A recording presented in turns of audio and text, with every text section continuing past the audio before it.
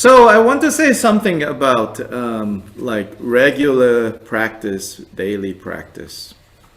Yes, we have all heard it's important, it's good to have a regular practice, to have a daily practice. Yes, we have all heard, you should focus on one practice or a set of practices and be consistent and all of that, right? Yeah? So we've all heard that. Now, let me say, the path to that is not just one path. There are many, many routes to get to that kind of consistency. Apparently, the battery is 0. So can you check and see? I think it's not plugged in over there. Did that do anything? Because it didn't seem like it was all the way in. Yeah, well, that would help now. So how do we get there? We don't get there through guilt. This is the unhealthy regret that I'm talking about, or shame, right? Mm-hmm. Yeah. So that we don't get there via guilt. We don't get there by being stubborn either, at least in my experience. We get there by being inspired and encouraged. So how do you need to get inspired and encouraged? For some of us, it means doing different Dharma practice. This today, that tomorrow, that day after tomorrow, right? Like that. So don't be afraid to do that, as long as you're not doing that because you think this practice is more powerful than that practice. This practice is better than that practice. That's a crucial one. If you're doing different practices every day, or you find that you cannot be content doing one deity for the rest of your life, right? You hear people talk about that. Don't switch to another thinking this will be more powerful, this will be more effective.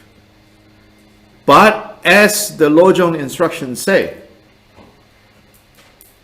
when you are able to see that all the practices that you do are geared towards one goal, then you know you're making progress. So in essence, what we practice and cultivate is the two bodhicittas, relative and absolute. How the specific forms to practice the relative and the absolute, if you're able to get to the point where it is fairly stable, great. But you don't get there, so quickly.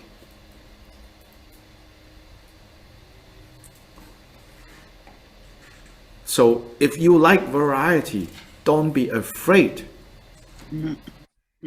of the variety, as long as it's not based on, I think this practice is better than this practice. But that understanding that all these practices are basically doing the same thing, which is to practice the two bodhicittas. And so it's good to have daily practices, even twice a day, if you can. And twice a day is hard if you are idealistic about, and idealistic in a unskillful way about your practice. some of the idealistic, unskillful idealistic would be, oh, each practice will be so meaningful. I'm going to feel everything.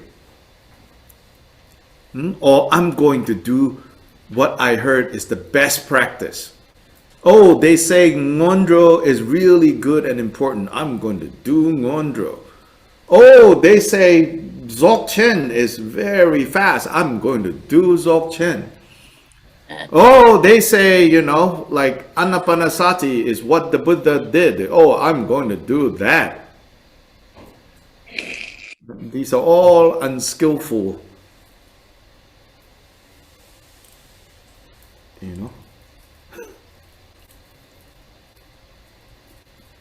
Unskillful fantasies about my practice is going to be this or that.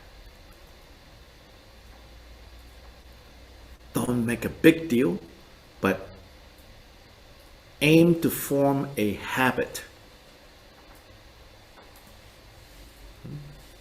without all these expectations.